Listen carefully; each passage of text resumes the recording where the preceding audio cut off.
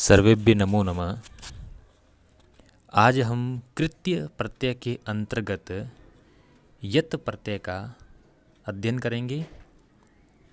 यत् प्रत्यय कृत्य प्रत्यय के अंतर्गत आता है और यत् प्रत्यय में य शेष रहता है। यत् प्रत्यय चाहिए या योग्य अर्थ में प्रयुक्त होता है। यत् प्रत्यय का सूत्र है अचो यत्। अजन्तात् धातोः यत् प्रत्ययो भवति।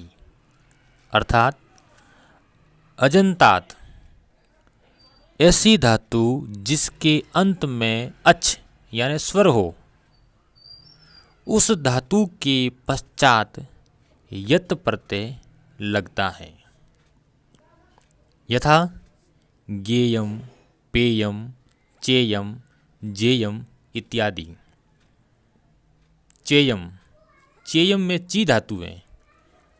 ची धातु के अंत में स्वर ई है, अतः ची धातु अजंत धातु है। तो ची धातु के पश्चात यत् प्रत्यय चाहिए या योग्य अर्थ में लगा।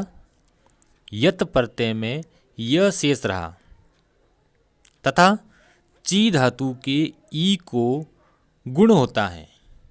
ई को गुण हुआ ए, तब बना चे। यत् प्रत्यय का शेष य चे के साथ लगा और शब्द बना चेयम। जी धन यत् जेयम। इसी प्रकार पेयम व गेयम रूप सिद्ध होते हैं।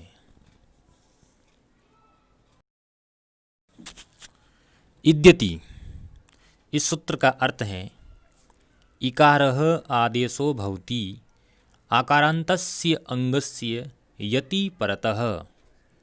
अर्थात यत् प्रत्यय परे होने पर धातु के अंतिम आकार को इकार आदेश होता है। यह सूत्र यत् प्रत्यय के अंतर्गत ही आता है। जैसे कि देयम, देयम में धातु है दा, तो दा धातु का अंतिम स्वर है आ। तो इद्यति सूत्र के द्वारा आ को इकार आदेश होता है। तब स्थिति बनी दी।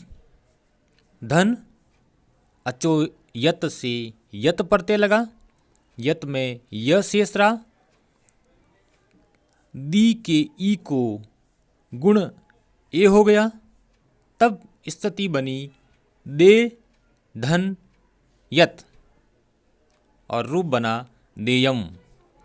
धा धातु से धेयम, हा धातु से हेयम।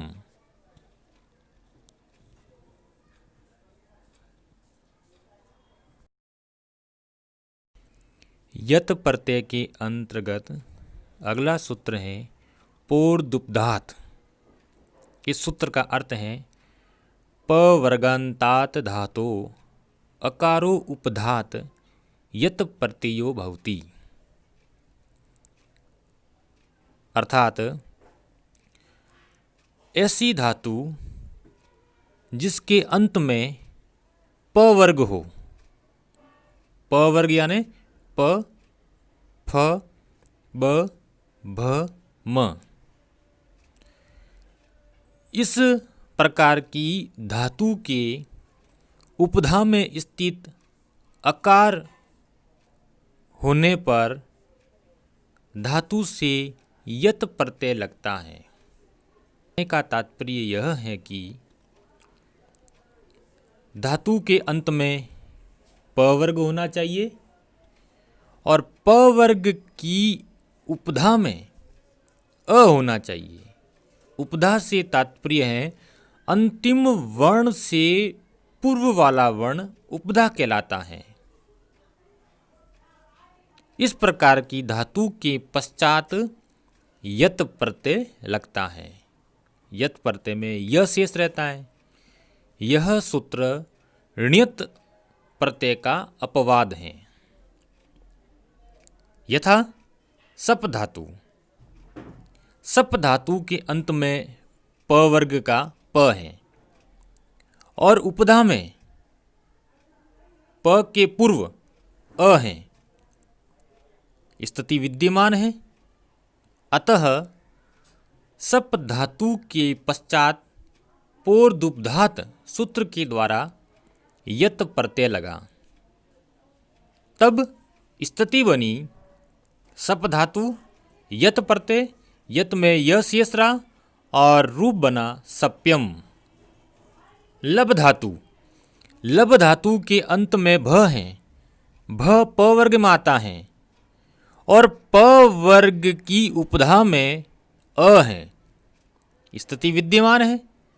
अतः लब धातु से यत प्रत्यय लगा पोर्दुब्धात सूत्र के द्वारा, तब लब धातु यत प्रत्यय, यत प्रत्यय में य शेष रहा तो लब धन य लभ्यम, यह स्थिति बनी।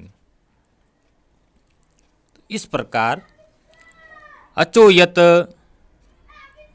इद्यति, पोर्दुब्धात ये तीनों सूत्र यत प्रत्यय के अंतर्गत आते हैं। अचोयत सूत्र के द्वारा अजंत धातु के पश्चात यत प्रत्यय लगता है। इद्यति, यदि धातु के अंत में आ विद्यमान है तो आ के स्थान पर ई आदेश करता है। और पोर्दुब्धात सूत्र इस प्रकार की धातु जिसके अंत में प वर्ग हो और उपधा में अ हो तो उस धातु के पश्चात पोर्दुब्धात सूत्र के द्वारा यत प्रत्यय लगता है।